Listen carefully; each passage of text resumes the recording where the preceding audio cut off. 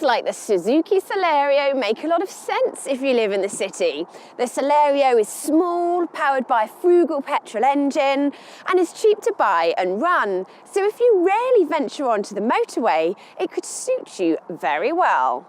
It faces plenty of competition though, with rivals such as the Hyundai i10, Skoda Citigo and Volkswagen Up, proving that cheap doesn't have to be nasty. So the question is, has Suzuki done enough to make the Celerio stand out from the crowd? That's what we'll find out in this review.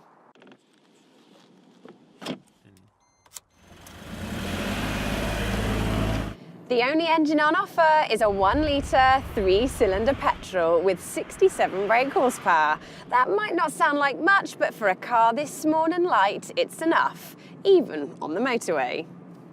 You can also get a dual jet version of the engine, which automatically switches off in stationary traffic. There is a price premium for this though.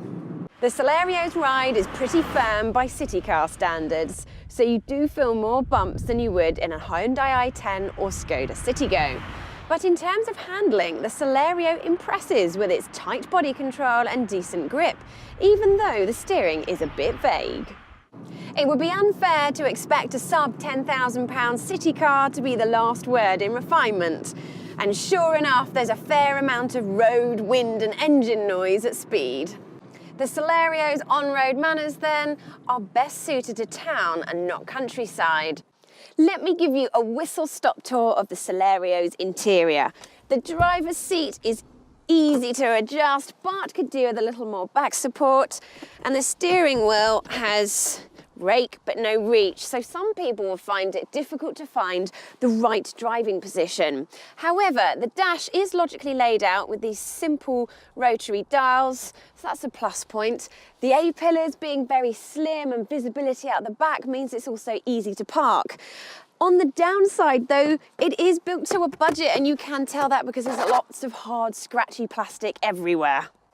All versions of the Celerio come with DAB radio and CD player. If you go for the plusher SZ3 or SZ4, you get Bluetooth and also USB connectivity.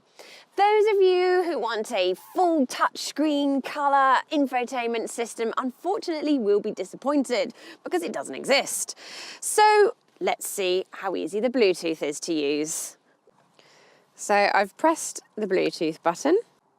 Bluetooth pairing.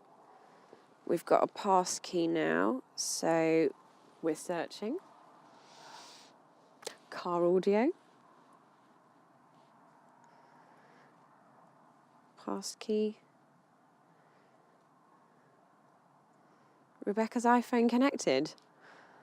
That is one of the quickest and most simple pairings I've actually done. I'm impressed, Suzuki. Despite its small size, there's plenty of space for front passengers in the Celerio, and storage is decent as well because the glove box is big enough for my small handbag, and there's somewhere to put your phone and a banana, although the door pockets are not big enough for a bottle. However, there are 2 cup holders just here.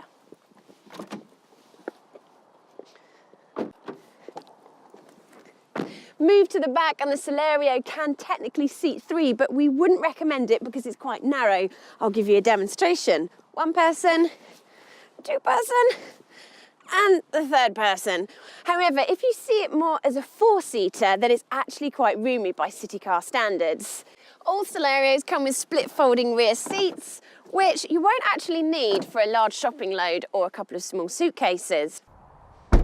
The Suzuki Celerio is one of the cheapest cars around, and all models emit less than 100 grams per kilometre of CO2, which will cost you the minimum in road tax.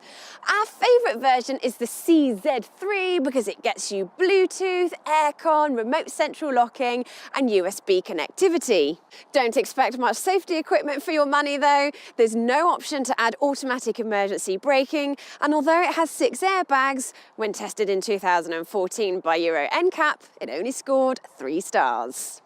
Despite all that, if you're looking for a frugal, generously equipped, surprisingly spacious city car, the Suzuki Celerio should be on your shortlist. For more information about it, read our full online review at whatcar.com and never miss another video by hitting subscribe.